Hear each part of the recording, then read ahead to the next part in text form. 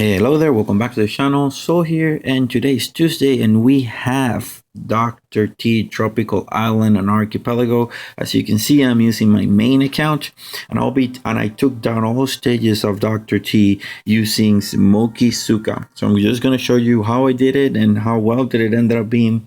If you didn't know, I posted up a video earlier this morning that the Mega Wrap is officially coming on Friday at 7 p.m. local time. Actually, messed up on my calculation, so it's actually 7 p.m. local time. If you haven't seen that video, it's going to be up there on the upper corner. So yeah, really stoked about it. Unfortunately, the Mega Crop is going to come for that little account at 1 in the morning or 2 in the morning, my time.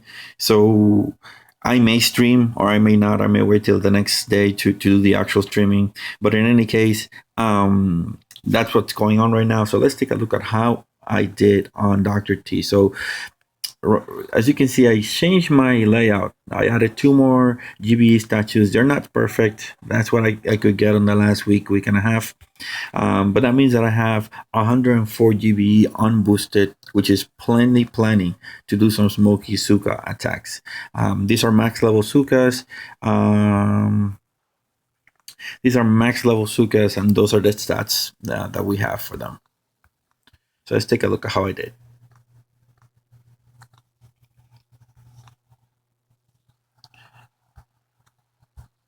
So in stage 1, not really a big issue, although I'm gonna quote unquote that because I've been running, as you may know, my baby account. And I mean, these stages 1 and 2 and 3 really prove really difficult for an HQ level 9. For an HQ level 9, and with 26, 28 GB of total energy, it really puts a hamper of what you can do. But you see, I flare in front of that crate, then flare into the HQ and just targeted it. Went down really quickly. Actually didn't target it. I went for the actual defenses. Excuse me. And then went for the HQ. So the difficulty is going to start stepping up for the Nexus stages, and I didn't find it troubling until maybe stage 4, stage 5, where I had to actually plan ahead and see what I was going to do. On the first few stages, I was actually sort of winging it. On this case, similar to what I ended up doing with my baby account, I'm going to go on the right side. I'm going to anchor my guys right in front of that crate, supply crates, and then flare them up to the corner where where the crystal solution on the boom cannon is. And then the plan is to take on the actual defenses out before engaging the core. These mortars do not have range on my troops, so it shouldn't be a problem to stand where I'm going to end up standing after I destroy those defenses.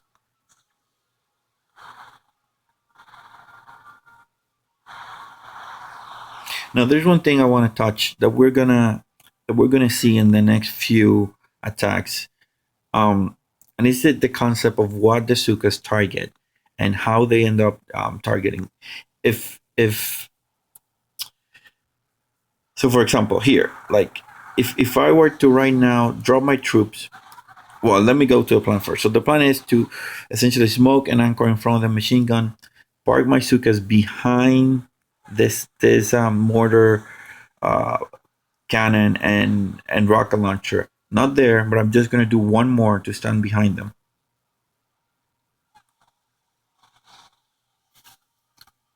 All right, so right here, let me just talk about something about the Zooka. So if I don't, the Zookas target whatever's closest to them. That's going to be the priority, right? Within their range. So right now, that smoke has a range of 3 grid cells around. Now we know that Zookas can target anything that has a range of 6. So essentially, from the center of that smoke, my Zookas can target the edge, the outer, whatever is at the outer edge of this. The outer edge closer to this machine gun of this rocket launcher. Now, they will target whatever's closest. So in that case, they will probably target first this cannon, followed by the machine gun, followed by the mortar, followed by the rocket launcher. Now, if I want to alter that, I can use what's called the damage target. I can damage a building, and then the damaged building takes priority over anything else. even if it's closer. So in this case, we'll see that most probably the zookas will target the cannon, followed by the machine gun, followed by the mortar, just because it's closer. Oh, I ended up chucking my own troops. So they did not target first. They usually target first the cannon, but then the mortar was target afterwards. Um, and that was mainly because I shocked the troops that were closest to the machine gun when I threw that shock. But you're gonna see it. I think that on the next attack, if I'm not mistaken, in stage 4, I ended up using that technique. No, it's not here. It's gonna be in stage 5. In any case, here I'm clearing that little pocket right there because that's where I'm gonna end up at. I'm gonna do a Smokey. I'm gonna smoke my landing because it's a contested landing. I want to minimize my losses here. And besides, we have a shock launcher, which is gonna prove dangerous if we don't do a proper smoking. However, we're gonna only land, I want to say 6 boats. Yeah, we only landed 6 boats. And actually, my smoking was really bad. I ended up covering more towards the outer part of the beach instead of smoking the inner part where the water is, which is where my troops are landing. In any case, flaring there, it took 1, 2, 3, 4, 5 smokes to get there. And now from here, if I'm careful, I can then throw a quarter pack to that boom cannon behind me. That way, it will distract that shock behind me. Shock this guy and shock here, and that should be plenty for me to take it out. But I ended up forgetting to flare the HQ. That would have been dangerous if it wasn't anything hard. If it was a higher stage. However, I was able to recover and take it out before the actual chucks expire.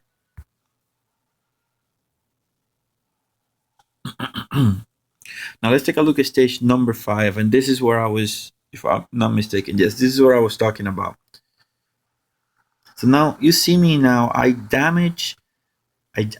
send an artillery, 1 artillery each, towards the shock launcher, rocket launcher, and mortar. Now you're gonna see that I'm gonna. It took a little because I was thinking of what to do after not thinking, just thinking how I was gonna smoke and where I was gonna send the smokes. But I'm gonna send a flare to the corner. Should be happening any second now. Come on, come on. There we go. So I send the flare. Smoke 1, 2, 3, 4. Smoke 1, 2, 3, and 4, and do a smoke on the last position. Now I want them to get closer. Bam. Now remember, my zookas are all in the center of that smoke.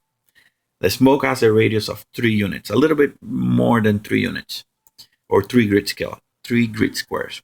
Now zookas have a range of 6. Now by me tagging those 3 buildings, I'm actually telling my zookas that they need to prioritize those 3 buildings. Now, I know you can flare, but see what's going to happen once the smoke expires. Not all the zookas are closer to this or closer to this one or closer to that one. You have different zookas have different closeness, or different distances to that point. So now whenever it's not about relative damage, this one may have more relative damage than this guy or more relative damage than this guy. It's absolute damage. I put the same amount of damage to those 3 buildings. Now, that means that those 3 buildings are going to share the same priority if a zooka is within the range. Okay? Which means that once the smoke expires, the zookas are not going to fire just at once. All the zookas are just going to fire at one location. They are all going to fire at the same time at different targets. Therefore, in one volley, I'm going to be able to take down 2 or 3 buildings. And in this case, I was able to take down two buildings in one volley. So let's take a look.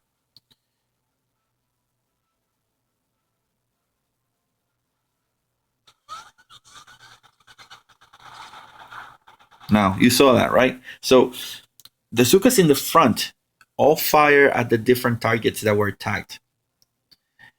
The zookas in the back fire at whatever was closest, which in this case in particular was either the boom cannon or the machine gun. Okay, so in one single volley, I was able to take out 3 buildings, damage 2 more.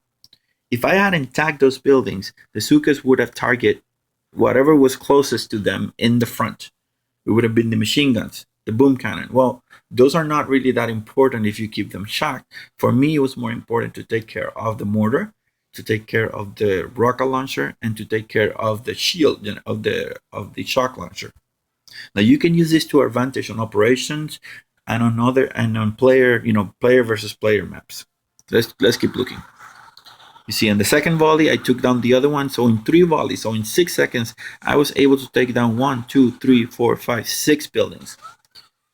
In most cases, you're not able to take those many buildings in 6 seconds because if you flare, you are wasting every single Zooka is going to focus on that building. You're wasting damage per second and you're wasting time. So it's going to take you more, if you were to destroy by flaring 6 buildings, it would take you 12 seconds to destroy all those 6 buildings. In my case, in 6 seconds, I was able to destroy 6 buildings. Perfect. So that was stage number 5. Let's take a look at stage number 6.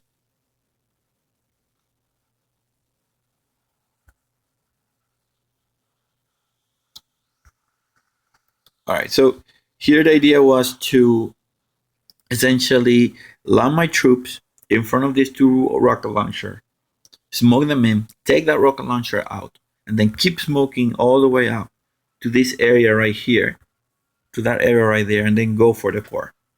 All right. Now, this landing would have been perfect if I had been a little bit more cautious on sending this smoke. This smoke right here should have been closer to the edge, closer to where that flamethrower was. And because it wasn't, that cost me essentially a boat of zookas.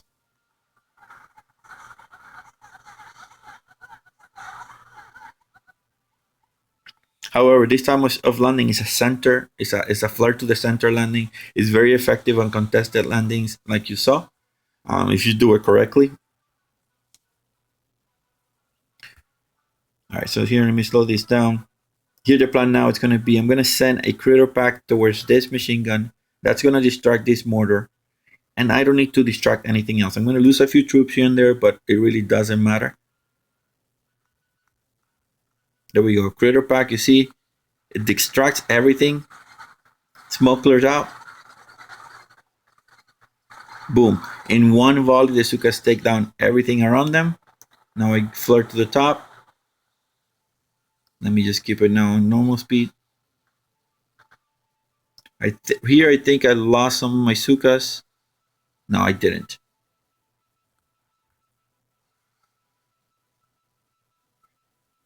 Perfect. So now I need to flare them closer so that they can take a lot of the stuff that's there. Now, here you're going to see the difference between when something is damaged and when something is not. Now, right now, this whatever's closest for these zookas is these 2 buildings right here. Correct? I could have tagged something here, these buildings in the front, and I could have take down 3 buildings in a single shot, but I didn't have the energy to do it. It wasn't efficient for me to do it that way. So what I predict is going to happen is that these 2 guys are going to go out at sort of the same time. No, it wasn't. So it's still the machine gun was closest to them, so they still managed to fire at the machine gun all at the same time. So essentially, I lost all that firepower in that single machine gun. But once I threw the critters, then the damage was sort of spread, and the zookas were able to take more stuff at the same time. Oh, so that's where I lost most of my zookas. It was there with the flamethrower. But then once I clear that, one chalk to that cluster on the left side, target the core, and then keep that thing shocked until the core failed or was destroyed, and that was all that was needed.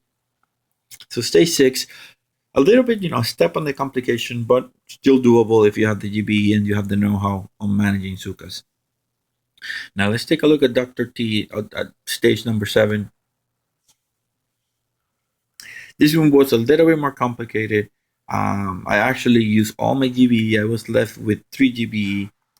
So I'm clearing those mines. You can see where I'm going. I'm going to end up in that corner.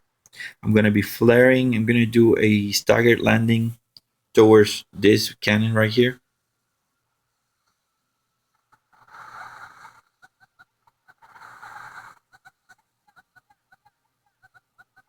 All right, now I'm going to wait a little bit till all the zookas sort of aggregate in that little point. I'm going to do an intermediate flare just to avoid the mines here. Again, because I was lacking the GBE, I only had 104 on the. I said that was enough, but so and then I flared to the top. One of my zookas hit some mines, and then there was a mine right there, guys. I did not see that mine. That was really close. All right, now from here, the idea is send a crater pack right in front of that boom cannon, shock the machine gun area, shock this mortar, rocket launcher, and then shock these two guys down here. So let's take a look.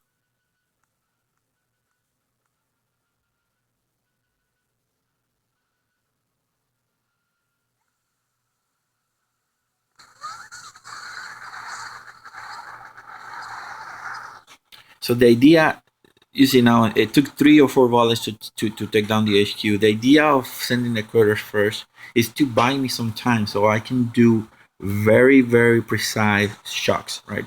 I send the critters first, the rocket launchers, the machine guns, everything is gonna look at them for a fraction of a second, until the critters expire or die. That's gonna give me enough time to do precise shocking on the items that need to be shocked. Otherwise, you're bound to make mistakes, and that's a very good way of putting that's a very good way of putting the critters to good use.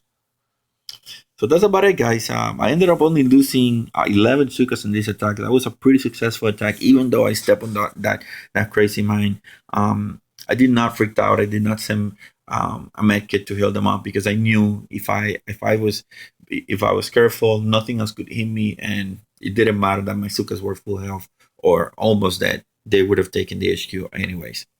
So, guys, I hope you found this video helpful. I hope you liked it. Remember, Major Crop is coming. Videos up there in the upper corner. I hope to see you when I start the live stream, and take care. Solid checking out.